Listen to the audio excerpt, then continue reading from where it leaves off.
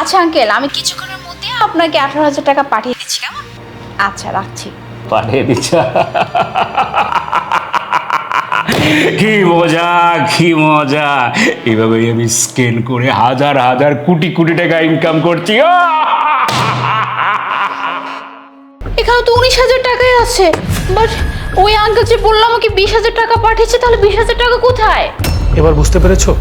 মামনি, টাকা তোর এখনো ঢোকে নাই মা। টাকা ঢুকবে না, ঢুকবি তুই জেলে।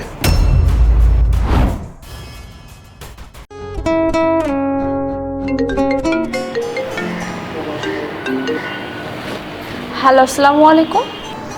হ্যালো মামনি, তুমি কেমন আছো? জি, আমি তো ভালো আছি। আপনি কে বলছেন? আমি তোমার বাবার অফিসের কলিগ, একমাত্র বন্ধু। তোমার বাবা আমাকে কিছু টাকা দিয়েছে আম কাটুলের সিজনে আম কাটুল খাওয়ার জন্য। সামনে জ্যৈষ্ঠ মাস না মামুনি, তোমার পার্সোনাল নাম্বারটা আমাকে দাও, অ্যাকাউন্ট নাম্বারটা দাও, আমি টাকাটা পাঠিয়ে দিই। আমার বাবা টাকা পাঠিয়েছে মানে আমি ঠিক বুঝলাম না। মামুনি, তোমার বাবা অনেক ব্যস্ত, তাই আমাকে বললো টাকাটা তুই পাঠিয়ে দিস। তাই তো আমি তোমাকে বলতেছি, বুঝতেছ না? ও আচ্ছা, বাবা আম কেনার জন্য টাকা পাঠিয়েছে। আমার বিকাশ নাম্বারটা এই যে, আপনি যে নাম্বার আমাকে কল দিয়েছেন, এটাই আমার বিকাশ নাম্বার। এটাই তোমার নাম্বার? টেনশন করো না, আমি এখনই টাকাটা পাঠিয়ে দিচ্ছি। আচ্ছা।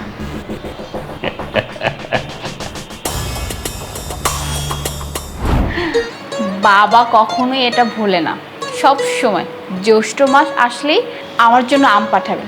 এইবার হয়তো আম পাঠাতে পারে না, তাই টাকাটাই পাঠিয়ে দিচ্ছে। ওমা, এত টাকা চলে আসছে। মামুনি, টাকাটা ঢুকেছে মা। হ্যাঁ হ্যাঁ, টাকা তো চলে আসছে। মামুনি, তোমার বাবা দিয়েছিল 2,000 টাকা, আর আমি ভুল করে একটা শূন্য বেশি দিয়েছি, চলে গেছে 20,000 টাকা। এখন কি করা যায় মামুনি, একটু বলো তো। যেহেতু ভুল হয়েই গেছে মা, একটা কাজ করো, তোমার কাছে তো 20,000 টাকা চলে গেছে, তুমি 2,000 টাকা রেখে 18,000 টাকা এই নাম্বারে একটু কষ্ট করে সেন্ড করো মামুনি। আচ্ছা আঙ্কেল, আমি কিছুক্ষণের মধ্যে আপনাকে 18,000 টাকা পাঠিয়ে দিচ্ছি, কেমন? আচ্ছা, রাখছি। পাঠিয়ে দিচ্ছ? কি মজা, কি মজা! এভাবে আমি স্ক্যান করে হাজার হাজার কোটি কোটি টাকা ইনকাম করছি।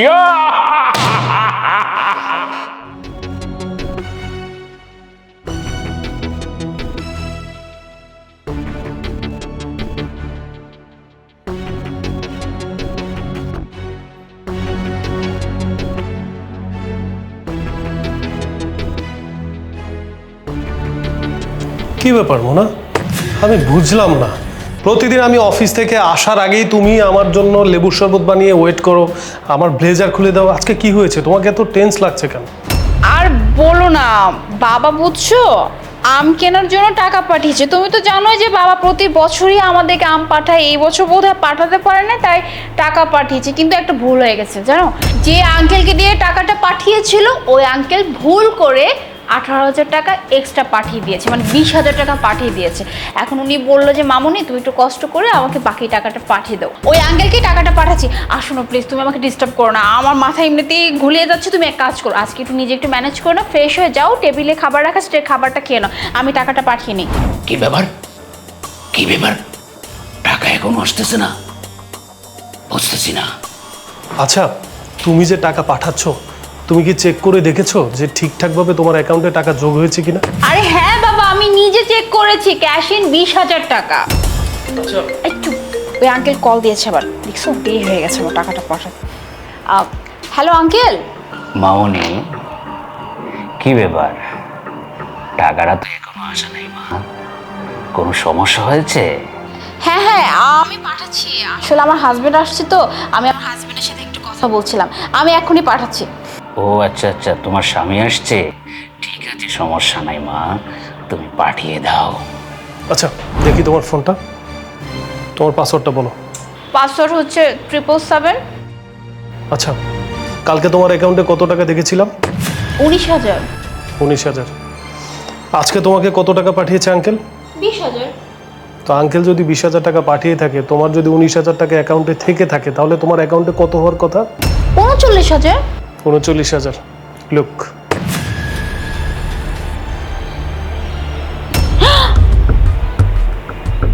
ও বাবা, এখানে তো 19,000 টাকাই আছে। বাট ওই আঙ্কেল যে বললো আমাকে 20,000 টাকা পাঠিয়েছে, তাহলে 20,000 টাকা কোথায়?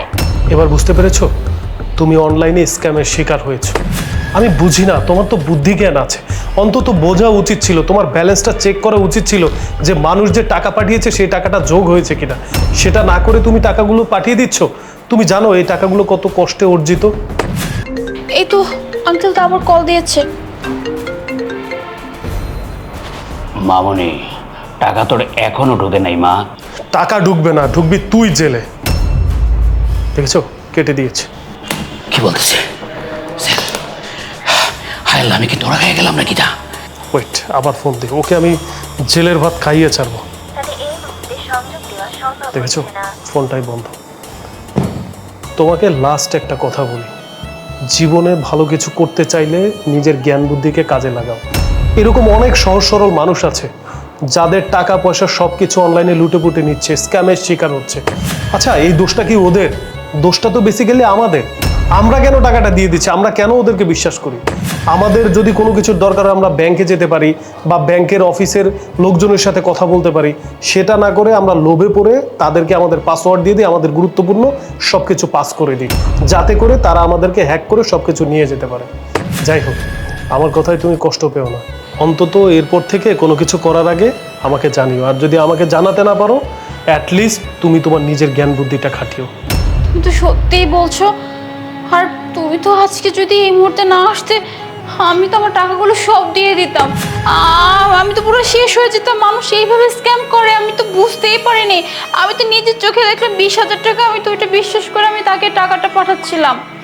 আচ্ছা, যা হয়েছে হয়েছে, আমার কথায় তুমি কষ্ট পেও না। আমি তো জাস্ট তোমাকে সচেতন করছিলাম। এনিওয়ে, অনেক ক্ষুধা লাগছে, চলো এবার খাবার দিই। আচ্ছা, আমি ফ্রেশ হচ্ছি, তুমি আসো, খাবারটা দিই।